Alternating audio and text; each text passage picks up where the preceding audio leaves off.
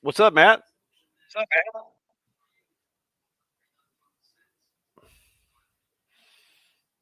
Kip? You boys hear me at all? I can hear you. Yep, I can hear you, Kip. Matt, you may be.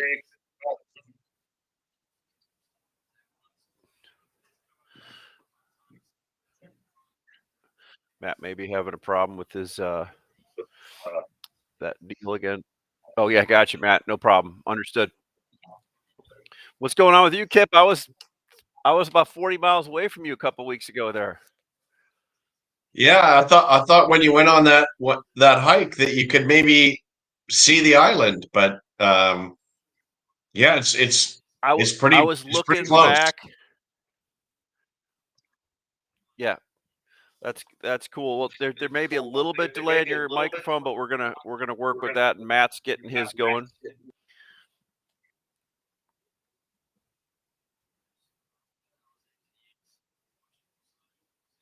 Matt might have broken his.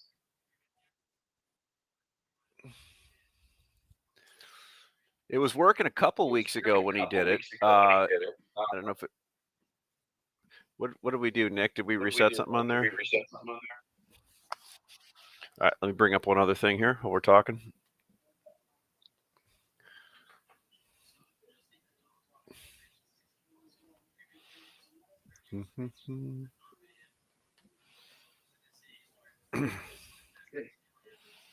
So how was your trip to It was San Juan great. Islands? Kip, it was Pretty great, cool. man. Yeah, I Yeah. got to tell you, I did not realize that part of the world existed, and people need to go there. It's Or gorgeous, isn't it's it? unbelievable. My wife was talking about we should retire and move there. It's gorgeous. Yeah, Great part of the world. it's unbelievable, man. I had 3 days wasn't enough. 3 days wasn't Yeah, enough. well, now you know why I spent so much time there. It's just it's so nice. I'm just bringing up something here, and we'll get going. So see how many people are getting in.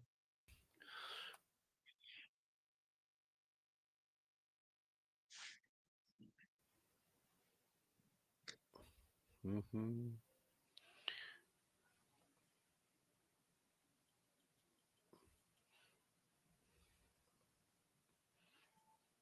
There it is.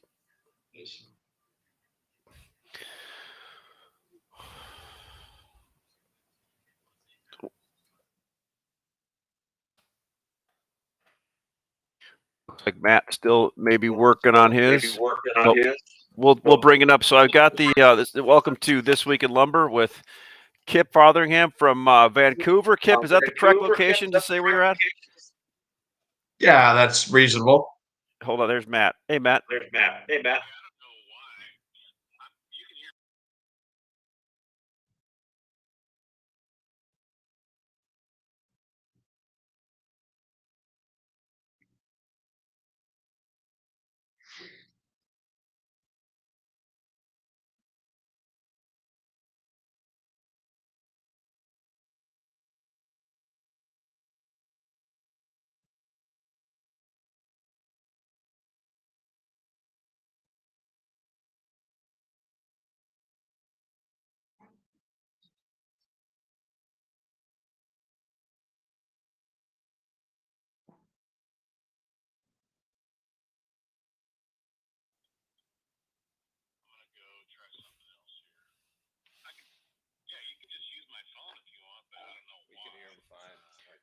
Yeah, but can you hear? I can hear him, but can everybody else hear him?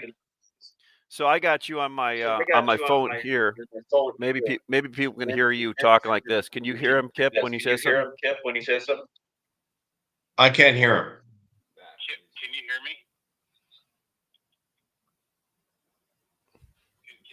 I can hear you. I can't hear him. No, he can't hear him.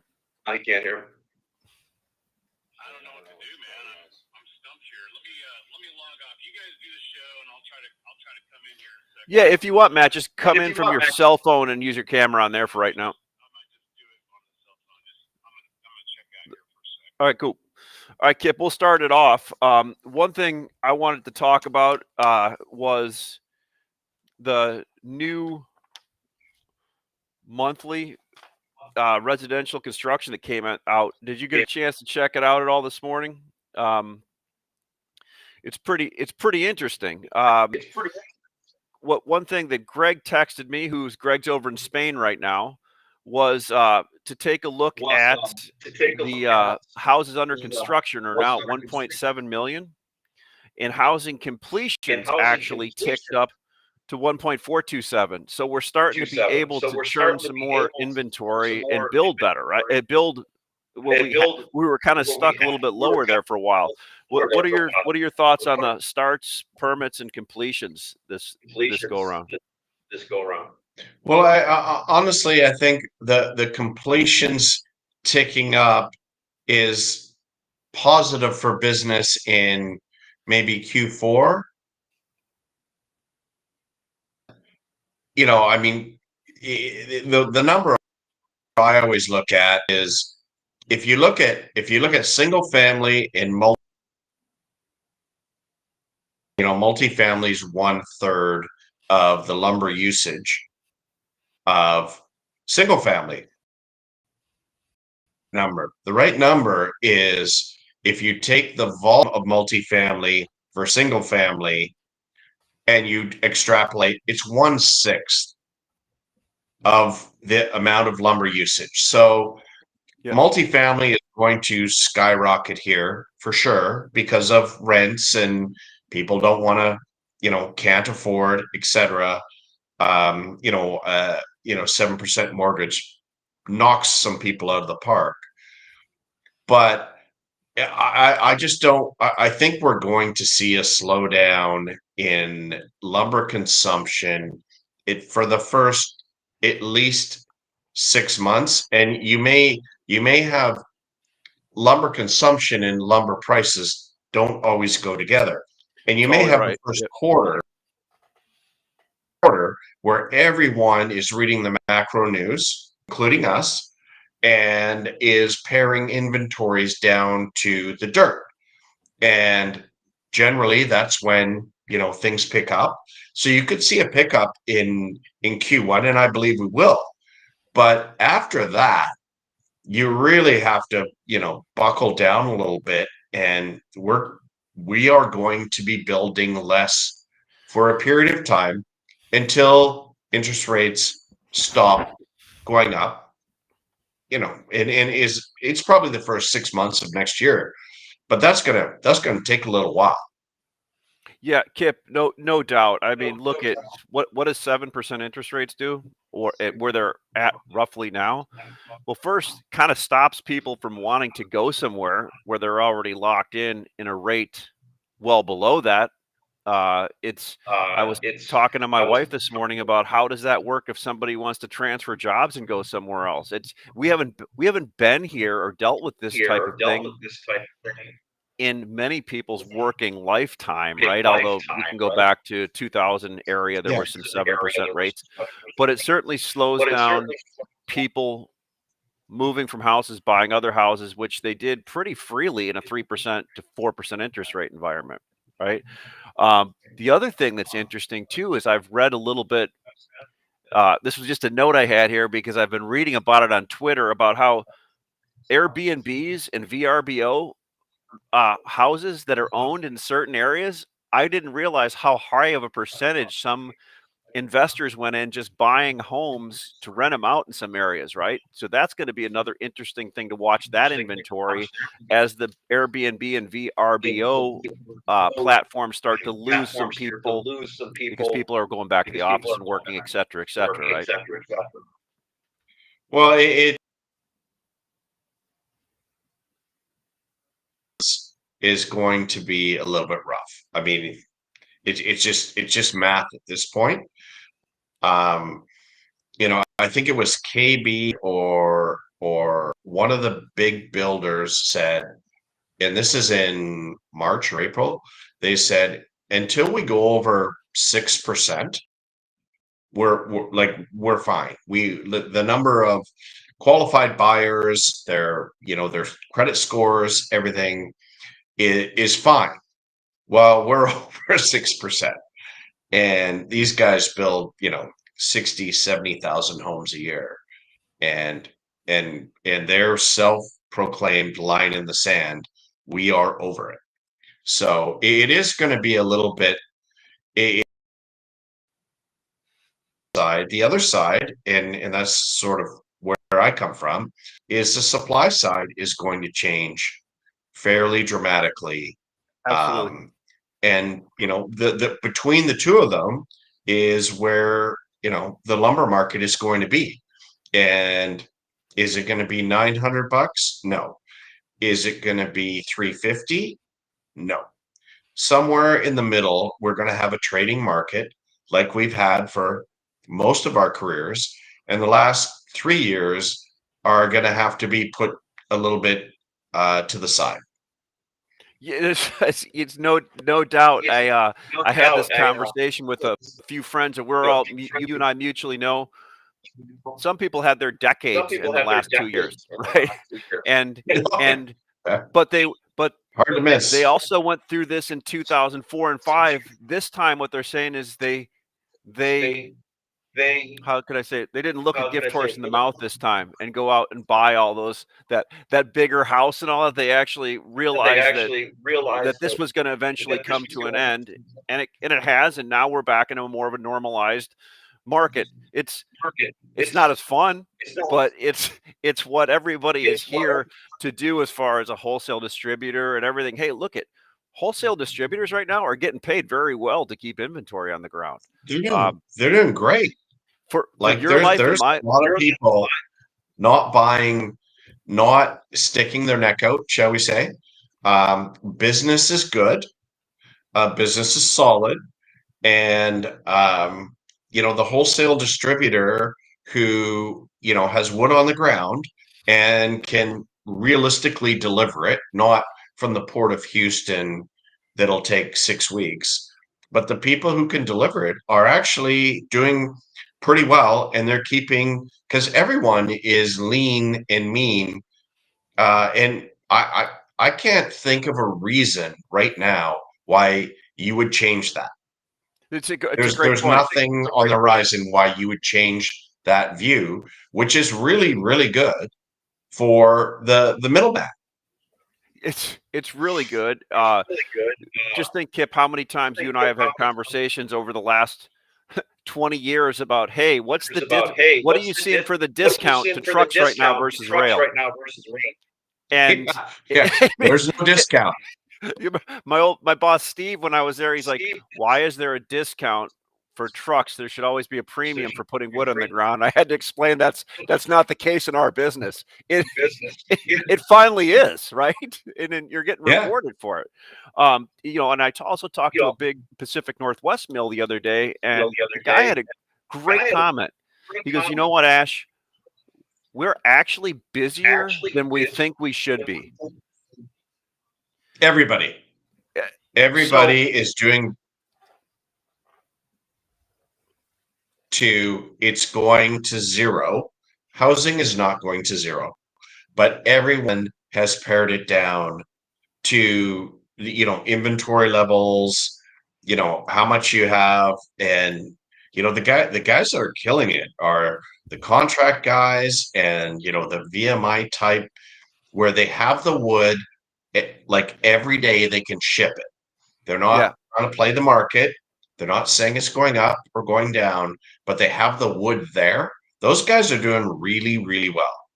There's no doubt about it. And as these buyers, as these yards, as these locations get bigger and we lose less private buyers, you move to more VMI and more contract. I was one of my partners at work is in here, and I was showing him the difference between spot market and contract the other day, right? And normally I would think in this market, contracts would drop. And I'm not hearing it either way. I mean, certainly right now, contracts that people had locked in for the last 6 months are more than adequate for the amount of inventory. They're buying a lot less spot, right? Going forward, how do you think that'll change? Will there be less contracts or more? Well, usually, I mean, it's the nature of our business and a lot of businesses is you want a lot of contracts at the bottom and you want to get rid of them at the top.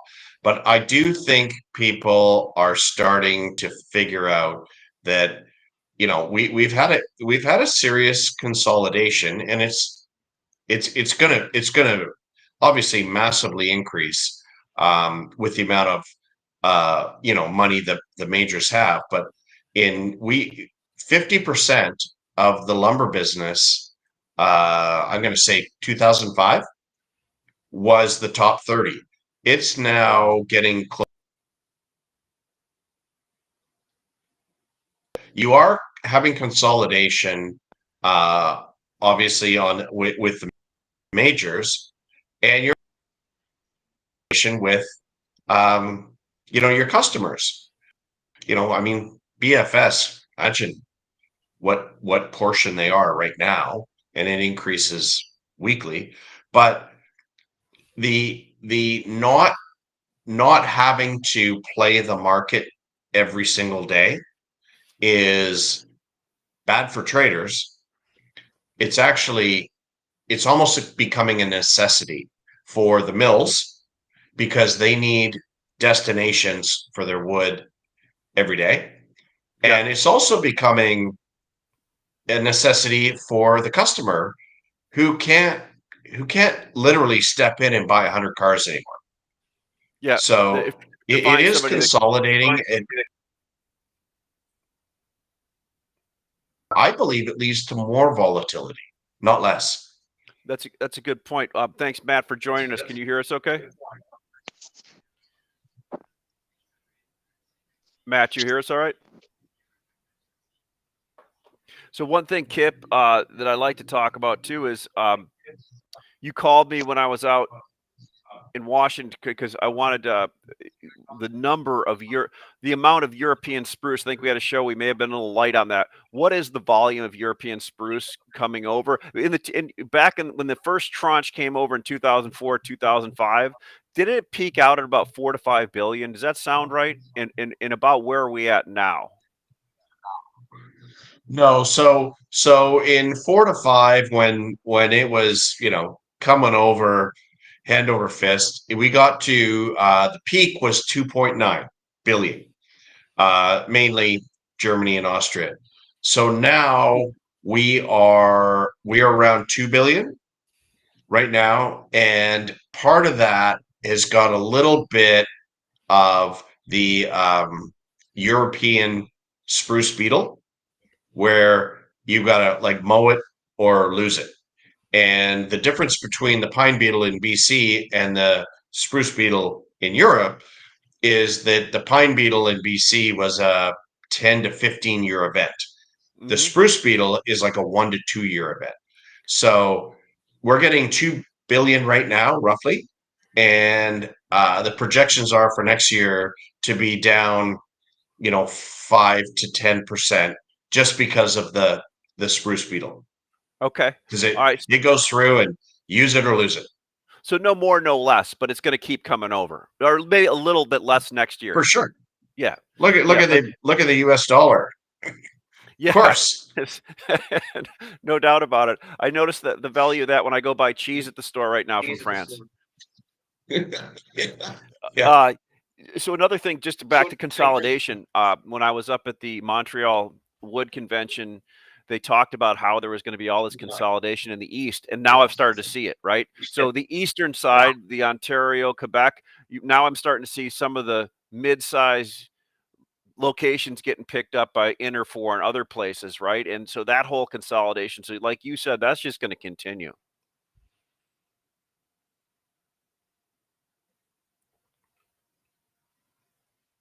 I cut out a little there, Ash. There you go. We got you now. So I was talking about how the the continuation of consolidation, but especially in the East now too. All the small independent Eastern mills, not really small, good size operations, are all getting bought now by the large Interfors and so forth, right?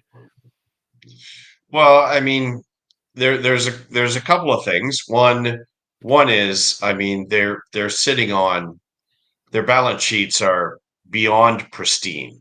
Yes. They actually have to use some of that money. You know, West Fraser buying Norbord, for example. But it's very interesting if you look at like mills that have, or it doesn't matter who it is, BC, Eastern Canada, Pacific Northwest, SYP. They make their margins in vastly different ways, but they kind of, you know, obviously in BC you have very high lumber costs, you have very high labor costs, but your conversion is pristine. In Southern Yellow Pine, you have very low log costs. Your conversion costs are higher, mainly due to labor. Eastern Canada, Pacific Northwest are kind of in the middle, but they all kind of make roughly the same margins. They just make it in different ways. The big issue is in BC, obviously.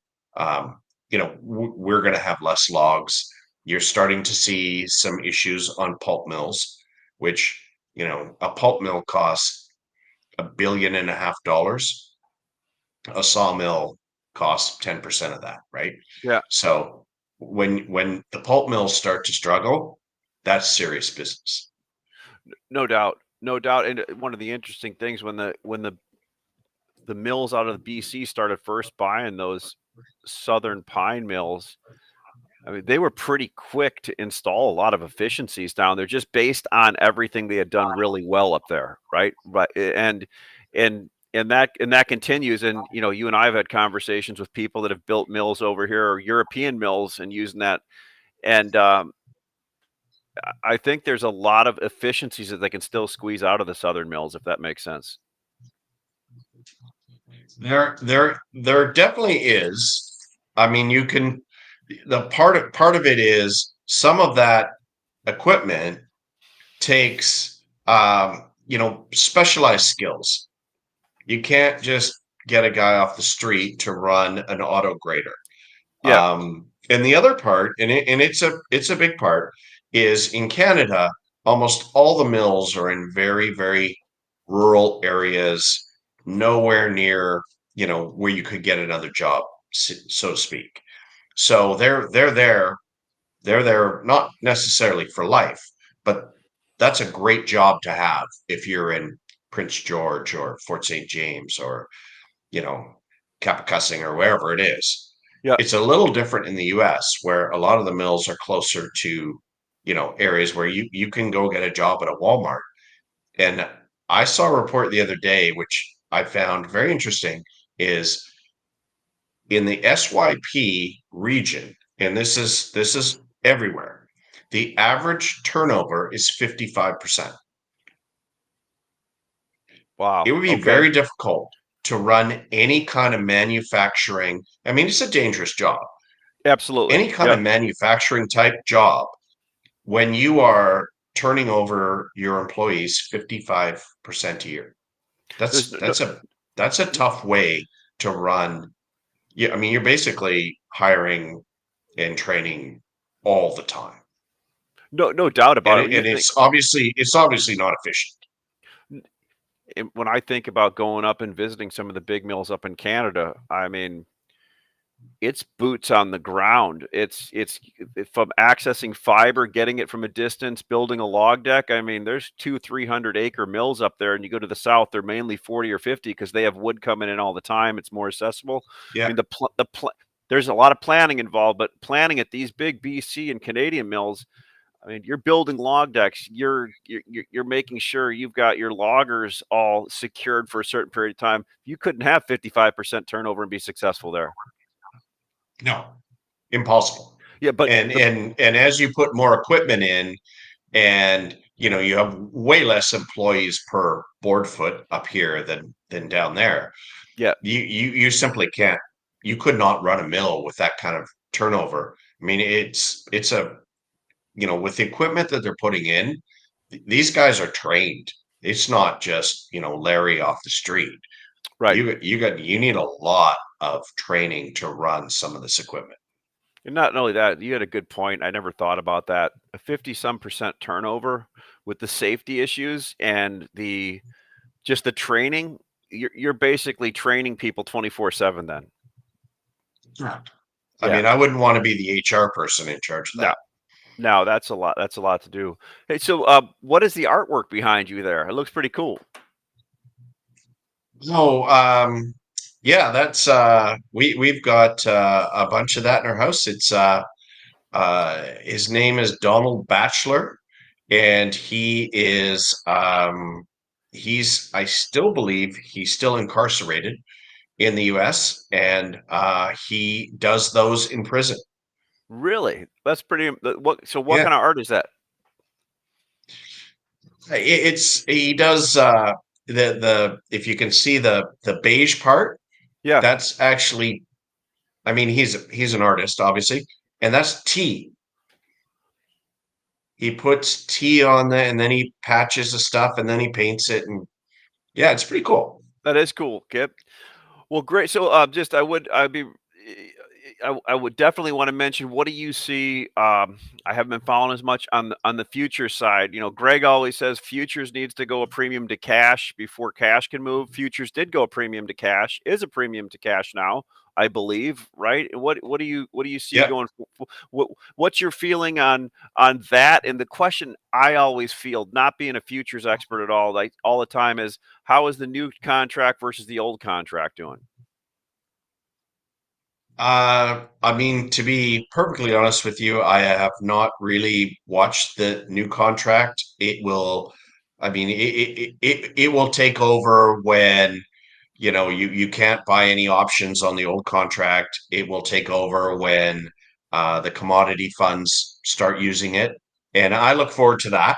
Yeah. Right now, yeah, I really haven't been paying that much attention to it, Yep. but it's going to be the thing, probably in the first or second quarter of next year. As far as futures, it's a premium. It's a good premium, maybe a $50 premium. I think until the commodity funds have finished rolling and they have a massive position, and once they're done, which will be at the end of the month, then we'll kind of see what we're made out of. Yeah. There's people on, like, you and I've talked on the distribution side who are doing really, really well. There's also people that can't sell a lick. So it's not so much today, it's the next 6 months, and I don't see any possibility of anybody adding inventory, which is going to come down to how much supply comes off between now and Christmas. Yeah, that's a great And point, Kip. it's going to be a bunch. It's going to be a bunch, but is it enough? I don't know. That's a good point. I know one of the big mills was mentioning that to their A customers yesterday, and like I told somebody, right now taking off curtailing isn't bullish. it's because they're unable to move what they have, and I think it's probably the right thing to do. Right? I mean, it's There's going to be, I think the big issue, and I've talked to a few people about it. The big issue in BC is if pulp mills start to take significant downtime, and they're not like a sawmill, they're not like a dishwasher. They're very hard to turn on and very hard to turn off. So when you turn them off, you turn them off for a while. These big mechanical pulp mills. Yeah. Yeah, they're just massive, right? And so if they start to take downtime because they don't have chips, and a lot of them are down to 5 days, and 5 days is like DEFCON 6 in the pulp business. You like to have 8 weeks of chips. If they start to take downtime, then sawmills have to go down, and it doesn't really matter what the price is. Pulp is great. Price of pulp is, they're making a killing. But Right. if you don't have the chips, you don't have a pulp mill. It's a good point. A good point. Is there a difference between chips on the East Coast and the West Coast, and right now? Massively. Yeah. Massively. Yeah. It's a West Coast thing. It's not an East Coast thing. Okay. Okay. It's a West. So, are any of the East Coast people shipping chips that way, or does that make any sense at all? Is that just a stupid? No, it doesn't. You can't make it work that like way. that. Yeah. Okay. No. Yeah. We've had this conversation before, I think. But it doesn't really work. Yeah, but the chips on the East will go offshore, right?